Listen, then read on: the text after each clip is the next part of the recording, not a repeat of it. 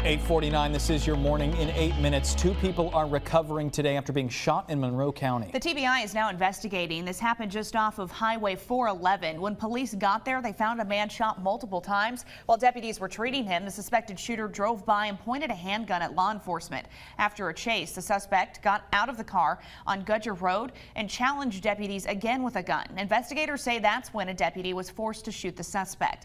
He went to UT Medical Center. The deputy is not hurt and is on administrative leave. And a barn is destroyed this morning after a fire in New Market. Take a look at what crews were dealing with. New Market Fire and Rescue say the barn was built in 1928. Firefighters were there for multiple hours putting out the flames. No word yet on what caused that fire. And East Tennessee Valley Crime Stoppers continuing to search for the suspect or suspects responsible for the abuse and neglect of this dog. Their number is at the bottom of your screen right now if you know anything. The Terrier Poodle mix was found inside a dumpster in an apartment complex off Jenkins Road and was taken to Young Williams Animal Center for treatment. We have the Crime Stoppers number for you also on the WVLT News app. And the Knox County Sheriff's Office thanking the community for their help in finding this missing teen. 14-year-old Candace Means is safe. She went missing Saturday around midnight near Brown Gap's Villas, and they found Means later that day.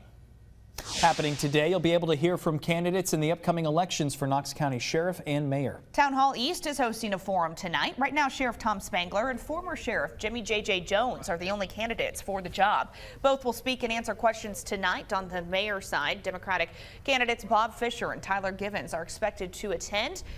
Town Hall East says current Mayor Glenn Jacobs will not be there tonight. He is running unopposed on the Republican side. Tonight's forum starts at 7 o'clock at the Eastminster Presbyterian Church. Taking a look around the state, an 18-year-old is dead after a shooting at a Waffle House parking lot in Nashville. Police say it started when Brandon Phan and James Sanders were trying to rob 2 men during a drug deal. Phan was shot and killed. Sanders now facing robbery and weapons charges. Police are still searching for whoever shot Brandon Phan. And around the world this morning, you are taking a live look from Kyiv, the capital of Ukraine. There are high-level talks happening in Europe today. Diplomats from Russia and Ukraine are having another round of discussions. Russia continuing its brutal attacks in Ukraine over the weekend, but Ukrainians vowed to continue fighting for their freedom. And Russia escalating its threat to Europe on Sunday with an attack just a few miles from the Polish border. Roughly 30 cruise missiles targeting a military training facility in Lviv, killing at least 35 people. Elsewhere, officials say an American journalist was killed and another wounded when their car was fired on at a Russian checkpoint on Sunday. Brent Renault is believed to be the first foreign journalist killed in this conflict. And we're continuing to follow the rising gas prices here in East Tennessee this morning. If you're filling up in Knoxville today, you're going to be paying around $4.12 a gallon. That's a penny higher than the statewide average. Nationwide, it's around $4.33 a gallon. And those gas prices will also raise the price on your next Uber ride. The company says it's rolling out a temporary fuel fee to offset record high gas prices. This will apply to rides and Uber Eats deliveries starting on Wednesday. The money will go directly to drivers. You can expect to pay up to 45 cents on each Uber Eats order or up to 55 cents per ride. Uber says it will reevaluate the surcharge in 2 months. And this week, the Federal Reserve is expected to hike interest rates for the first time since the pandemic started. Higher interest rates should help tackle rising inflation. On Wednesday, at the end of its 2-day policy meeting, the central bank is likely to offer its insights into the global and U.S. economies.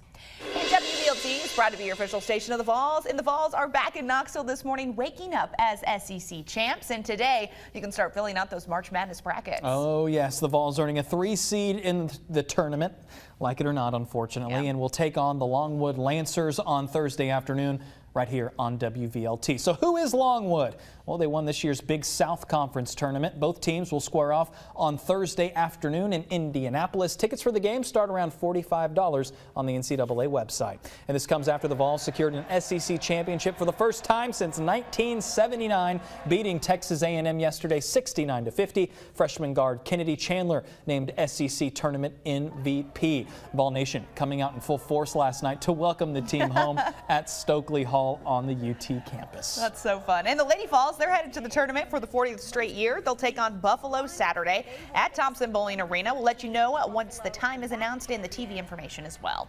And today, Dollywood is open for its first full day of the season for the public. The park opened to season pass holders Friday. Weather closed into late hours over the weekend. You can find hours and ticket prices in our WVLT News app. It is 6:54. Let's get right to Whitney Turner with your first alert traffic. Just now, getting out the door, we do have a disabled vehicle on I-81. This is in Greene County. It does have the northbound left lane of the interstate blocked. Just west of Andrew Johnson Highway, you can see there is a slowdown as traffic gets into the right-hand lane to get past this incident, but no need for an alternate if you are headed that way. That's the only incident causing any slowdowns this morning on your Monday, but want to give you a heads up if you are traveling through Blount County. The Foothills Parkway West will be fully closed from Look Rock to Calderwood Highway starting today. This work is going through May 21st. It is fully closed. Be prepared to not access this roadway. Your first alert forecast with meteorologist Kyle Granger.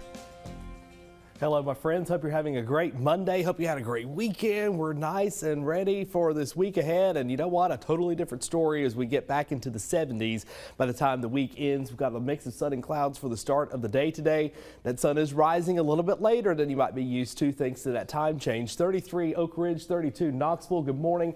Pigeon Forge at my house, it's 28 degrees, nice and cold in Newport as well. How about Morristown at 32, 33 Crossville up to Jamestown, 35 for Monticello. So we've got the mix of sun and clouds for the start of the day. A few clouds will be with us this afternoon, but really the whole southeast is dealing with this wall-to-wall sunshine. So if you're traveling for spring break, I know Knox County's on theirs, down to Atlanta, over into the Carolinas, or maybe even into the nation's capital. We're dealing with that as well and not going to be making many changes for the time frame. So 38 this morning, 57 for the 6 o'clock hour, and I've got the green light all day long on this Monday. Here's the planning forecast for you. We're in the 60s for the start of the day, and how about for the start of the week, and then how about we get into the 70s? We got that pot of gold, that big old orange glow that's going to be in the sky. The gold glow is going to be with us on Thursday. Should be a nice day to celebrate. And you know what? The Vols playing in the afternoon. Maybe a little TV outside action, a little St. Patrick's Maybe they'll have Day. some green jerseys. Yeah, hey, that would be awesome. So looking forward to that. We've got so much more coming up for you over on WBXX. We thank you for joining us on this Monday morning. We hope it's a good Monday. We'll see you over there on CW.